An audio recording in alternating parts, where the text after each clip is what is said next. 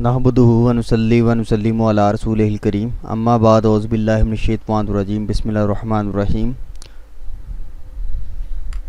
हमारा इस वीडियो को बनाने का जो टाइटल है, मकसद है, वो है आपको बताना स्टूडेंट लाइफ में ज़िंदगी में एसेट्स या सरमाया बनाने का जो आसान तरीका है वो क्या है, उसके बारे में मैं आपको कुछ बताना चाहूँगा। ये मिडिल क्लास और लोअर क्लास स्टूडेंट्स के लिए बहुत ही अच्छी स्कीम है जो मैं आपके साथ शेयर करना चाहता हूँ।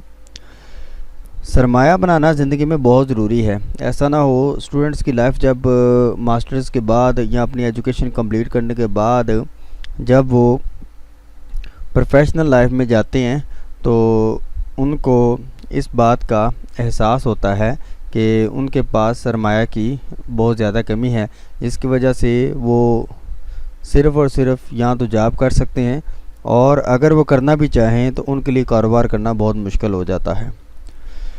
इसलिए ज़िंदगी में सरमाया बनाने का जो आसान तरीका है उसके बारे में मैं आपको बताना चाहूँगा। सबसे पहले तो ये कि ज़िंदगी में हमें 4 चीज़ों से हमारा तल्लक वास्ता पड़ता ही रहता है अमूमन। सबसे पहले जो चीज़ होती है वो हमारी होती है इनकम। उसके बाद जो चीज़ होती है वो होती है हमारा एक्सपेंस। इनकम यानी कि हमारी वो जो हमारी कमाई जो होती है। उसके बाद हमारा ख़र्चा जो होता है। खर्च के बाद एक चीज़ हमें मिलती है वो है टैक्स, जो हमें पे करना पड़ता है, और एक चीज़ होती है एसेट्स। 4 चीज़ों पे हमारी ज़िंदगी का टोटल वो क्या कहते हैं मेयार चलता है। चारों ज़िंदगी यही हम सारी ज़िंदगी देखते रहते हैं। हमारी कमाई जिसको हम निकलता है, चारों ज़िंदगी यही हम सारी ज़िंदगी देखते रहते हैं। हमारी कमाई जिसको हम इनकम बोलते हैं, उससे हम 2 चीज़ों का पेट भरते हैं और वो है एक्सपेंस यानी खर्चे और टैक्स यानी अखराजात के साथ जो हुकूमत को टैक्स पे करना पड़ता है। अब हमारी कमाई करने के जो तरीके होते हैं वो 3 किस्म के होते हैं। या तो अपना बिज़नेस कर लें, या तिजारत कर लें, या जॉब कर लें, और ये जो हलाल तरीके हैं। उसके अलावा इन तरीक़ों से ही हमने कमाकर अपने अखराजात पूरे करने होते हैं और साथ साथ टैक्स भी पे करना होता है। कमाई बढ़ाने का वाहद और एक सिंगल तरीका ये होता है कि आप अपने पैसों से सरमायाकारी करें, यानी अपने एसेट्स को बढ़ाएं। ऐसी चीज़ें बनाएं जो आपकी कमाई में इजाफे का सबब बने।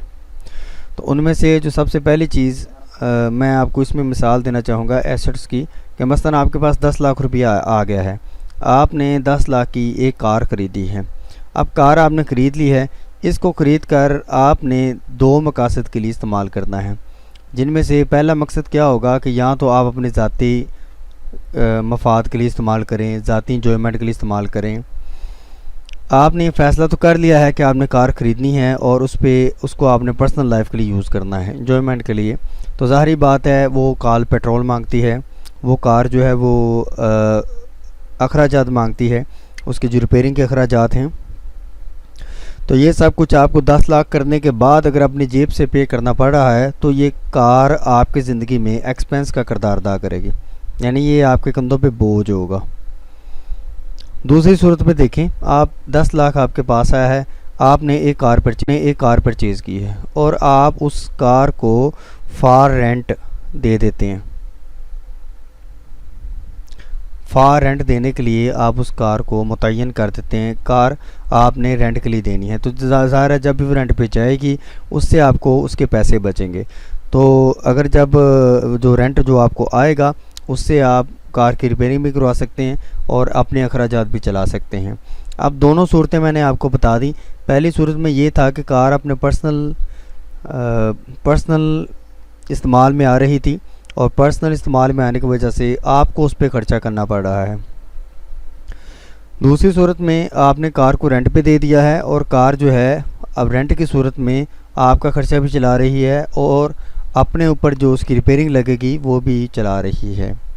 तो इसलिए ये जो 10 लाख इस्तेमाल हुआ, ये अब आप बेहतर समझ सकते हैं कि अगर उसको एसेट बनाया जाए एसेट्स की सूरत में बनाया जाए तो कार रेंट पे देनी होगी, और अगर आप उसको एक्सपेंस यानी लाइल्मी के तौर पे अपने पर्सनल इस्तेमाल में रखते हैं तो वो एक्सपेंस बन जाती है, आप एक बोझ बन जाती है। इसलिए आप जितनी चीज़ों को एसेट्स के तौर पे इस्तेमाल करेंगे उतनी ही ज़्यादा आपकी ज़िंदगी आसान होगी, क्योंकि आपके कमाई के रिसोर्सेज जो हैं वो बढ़ जाएंगे। कुछ काम ऐसे होते हैं जो पैसे लगा कर उस पर ड्यूटी देनी पड़ती है, और कुछ काम ऐसे होते हैं जिनको पैसे लगा कर उस पर ड्यूटी नहीं देनी पड़ती। तो इसलिए सरमायाकारी बनाने का जो सबसे आसान तरीका है वो ये है कि जैसे हो सके आप अपने पैसे स्टॉक करें, और उनको स्टॉक करने के बाद आप कोई ऐसी चीज़ ख़रीदें जिनसे आपको इनकम होने का चांस हो। मिसाल के तौर पर अगर आप 15-20 लाख इकट्ठा कर लेते हैं तो आप उसका मकान ले सकते हैं, और मकान तकरीबन हर साल के बाद आपको 2-3 लाख 4 लाख जितना भी वैल्यू के हिसाब से, कई दफ़ा ज़्यादा मिल जाता है, वो दे देगा। जब वो आपको दे देगा तो आपकी असर रकम आपके पास ही होगी और आपको उसके ऊपर 4-5 लाख मिल जाया करेगा।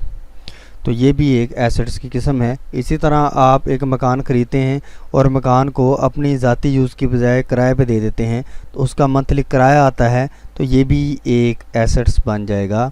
इस तरह के 4-5 एसेट्स जो हैं वो बिल्ड करने के बाद आप फील करेंगे कि आपकी ज़िंदगी जो है वो पहले से ज़्यादा आसान हो गई है, और अखराजात के लिए आपको खुद से मेहनत नहीं करना पड़ रही। तो ज़िंदगी में मेरे भाइयों, मेरे बच्चों, मेरे स्टूडेंट्स और मैं सबको आपको तलकीन करता हूँ कि ज़िंदगी को गुजारें इस तरह कि आपके एसेट्स में इजाफ़ा हो, ना कि ज़िंदगी को एंजॉयमेंट करते हुए आप अपने एक्सपेंसेस में इजाफ़ा कर लें। पहले एसेट्स कायम कर लें और बाद में आप एक्सपेंस उस हिसाब से अगर कर भी लें तो एसेट्स होने की वजह से आपको कोई नादम नहीं होना पड़ेगा, परेशानी आपको नहीं आएगी। आपके ख़र्चे बासानी पूरे होंगे, क्योंकि किराया भी दिन ब दिन बढ़ता है और एक्सपेंस भी दिन ब दिन बढ़ते हैं। तो इस तरह अगर आप एसेट्स को बनाने में थोड़ा सा वक्त गुजार लें, और वो वक्त जो है उसके बाद आप सारी उम्र सुकून से गुजारेंगे। वगरना एसेट्स के बगैर जो हैं वो लोग टेंशन से मरते हैं, हार्ट अटैक से मरते हैं, बड़ी टेंशनें जो हैं वो फालज करवा देती हैं और बड़ा कुछ हो जाता है। इसलिए कोशिश करें ज़्यादा से ज़्यादा एसेट्स बिल्ड करने की कोशिश करें। छोटे काम जिनमें पैसा थोड़ा लगता है लेकिन वो कमाई ज़्यादा दे देते हैं, जिस तरह एक छोटी सी मिसाल है कि आपने सब्ज़ी की एक रेडी लगा ली है, फ़र्ज़ करें, या जूस कार्नर लगाया हुआ है, तो उस पर रुपया ज़्यादा से ज़्यादा इन्वेस्ट होगा तो 10-20 हज़ार होगा, लेकिन वो इन्वेस्ट होने के बाद वो छोटा प्रोसेस है वो हो सकता है आपको महीने का 30-40 हज़ार रुपया दे दे। लेकिन जो बड़े काम होते हैं जिनमें पैसा बड़ा इन्वेस्ट होता है उसमें इनकम थोड़ी होती है पैसे के हिसाब से, अगर देखा जाए तो मतलब जूस कार्नर के हिसाब से, जिसमें मतलब आपकी मेहनत नहीं शामिल, उसमें कमाई थोड़ी होगी, लेकिन जब आप उसको करेंगे ना आपको कुछ नहीं करना पड़ेगा, आप फ्री होंगे, इसलिए आपको वो भी करना चाहिए। तो ज़िंदगी जो है जो यही सिखाती है कि मुख्तलिफ़ कामों में इन्वेस्ट करें, अपना भी ध्यान लगाए रखें, तो तभी आपकी वो क्या कहते हैं लाइफ पुरसुकून गुजरेगी। अब जो स्टूडेंट्स के लिए मैं एक चीज़ आपके सामने लाया हूँ, पहले भी इसकी डिस्कस कर चुका हूँ, तो अब चूँकि हमारे पास टाइम था मैंने सोचा कि इसको क्लियर कर दूँ कि मैं स्टूडेंट्स को ब्लॉगिंग और एफिलिएशन का एक तरीका बताने लगा हूँ। अगर स्टूडेंट्स मेरे साथ मिल के 3 से 6 माह उसकी प्रैक्टिस कर लें, इंशाल्लाह मैं पूरी उम्मीद करता हूँ कि वो इनका बेहतरीन एक इनकम सोर्स बनेगा, और वो इनकम सोर्स जब बने तो वो उससे अपने एसेट्स बिल्ड करें जो कि उनके लाइफ टाइम आपको सरमायाकारी उससे हो सकेगी, जिससे वो सारी उम्र आसान से गुजार सकेंगे। असल में मेजर तौर पे यही प्रॉब्लम है कि स्टूडेंट्स के पास कोई ऐसा सोर्स नहीं होता जिससे वो हैवी इनकम जनरेट कर सकें। मिसाल के तौर पर कोई स्टूडेंट जो है वो अपने स्टूडेंट लाइफ में 1 लाख 2 लाख 3 लाख जो है वो जनरेट नहीं कर सकता, क्योंकि इतना पैसा जनरेट करने के लिए स्टूडेंट्स जो समझते हैं वो इनकम कहाँ से आएगी, तो ये वाकई क्वेश्चन है। इसके लिए मैं आपको एक सोर्स देता हूँ स्टूडेंट्स के लिए कि मेरे साथ 3 से 6 माह काम करें, और इन 3 से 6 माह में इंशाल्लाह आप बेहतरीन एसेट्स बिल्ड कर पाएंगे अगर आपने अपना काम ईमानदारी से किया और मेरे बताए कि आपने उसूलों पे किया। तो इंटरनेट की मदद से आप इतना पैसा कमा लेंगे कि आप अपने एसेट्स बिल्ड करने में कामयाब हो जाएंगे, और आप हमारी टीम का हिस्सा बने रहें, इससे आपको मज़ीद कामयाबियाँ मिलती रहेंगी। अकेले होने में मसला ये है कि टाइम बहुत लगता है, और टीम वर्क में टाइम कम लगता है, लेकिन कामयाबी सबको बराबर तकसीम हो जाती है। इसलिए मैं दोनों तरीके बताऊंगा आपको टीम वर्क का, और जब आप लहदा होंगे तो ज़ाहिर है आपको, जब आपने टीम वर्क किया होगा तो लहदा से काम करना भी आपको आ जाएगा। इसलिए नेक्स्ट वीडियो को अब देखें। नेक्स्ट वीडियो जो मैं बनाने जा रहा हूँ इसलिए बना रहा हूँ कि स्टूडेंट्स को एफिलेशन या ब्लॉगिंग क्यों करनी चाहिए। नेक्स्ट वीडियो मैं इस पे बना रहा हूँ